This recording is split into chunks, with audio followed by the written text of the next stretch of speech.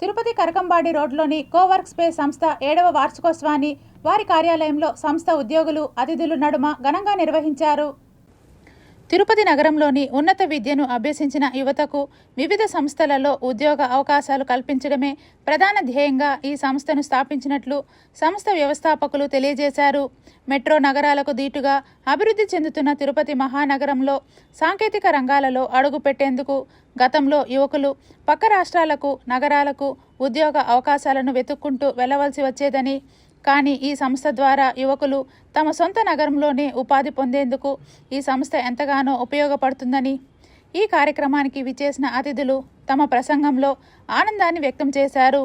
వినూత్న రీతిలో వివిధ ఆలోచనలు కలిగిన 6 వ్యక్తుల ఆలోచన రూపమే ఈ సంస్థకు పునాది అని, ఈ సంస్థ ద్వారా తిరుపతి నగరంలోని యువకులు కార్పొరేట్ నగరాలకు దీటుగా తమ సొంత నగరంలోనే అత్యున్నత ఉపాధి అవకాశాలు పొందుతున్నారని పలువురు వక్తలు సంస్థ వ్యవస్థాపకులను అభినందించారు.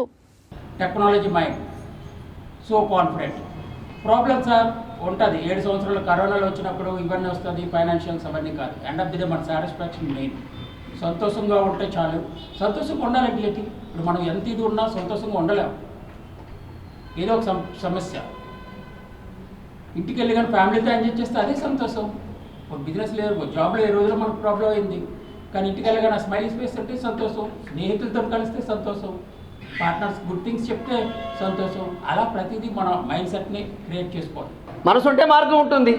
భయపడక్కర్లేదు, బాధపడక్కర్లేదు, ధైర్యంగా ముందుకెళ్ళాలి. ఇందాక అన్నారు ధైర్యము. ఆ ధైర్యము, కరేజీ మాకు ఉండాలి. ముందుగా కరోనా వచ్చింది, ప్రపంచమే అల్లల్లాడిపోయింది. మేము గివప్ చేయలేదు అన్నారు ఫౌండర్ గారు, రామిరెడ్డి గారు. మేము ఒప్పుకోలేదు, భయపడలేదు, ధైర్యంగా నిలబడ్డాము. We have to face.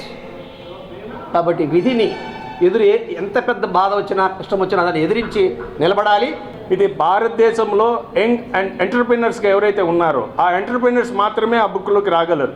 ఆ బుక్లో ప్రచురితం కావాలి, ఆ పేపర్లో అంటే ఆ మ్యాగజైన్లో రావాలి అని అంటే అతనికి ఒక స్థాయి, ఒక అర్హత, ఒక అవకాశము భారతీయ ప్రజలకు కానీ అతను చేసేటువంటి వ్యాపార దృక్పథంలో ఎక్కడ కానీ లాలూచీతనం లేకుండా అభివృద్ధి వైపు చేస్తున్నటువంటి ఒక ప్రయాణం, తన గమ్యాన్ని రీచ్ అవ్వడం కానీ మినిమం అయినా కానీ 100 కోట్లు ఉంటే కానీ ఫోర్బ్స్ పత్రికలోకి ఎక్కరు. అదండి నా యాంబిషన్ అంటారు. ఆ యాంబిషన్ రీచ్ అవ్వడానికి ఇక్కడ నుంచి నా చిన్నతనం నుంచి నేను ఆలోచిస్తాను, నేను ముందుకు వెళ్ళడానికి నేను ప్రయత్నం చేస్తానన్నా. ఇది నన్ను చాలా నన్ను ఆలోచింపజేసింది. ఎంత మంచి ఒక గొప్ప వ్యక్తి తిరుపతిలో ఉన్నారా అని అనిపించింది.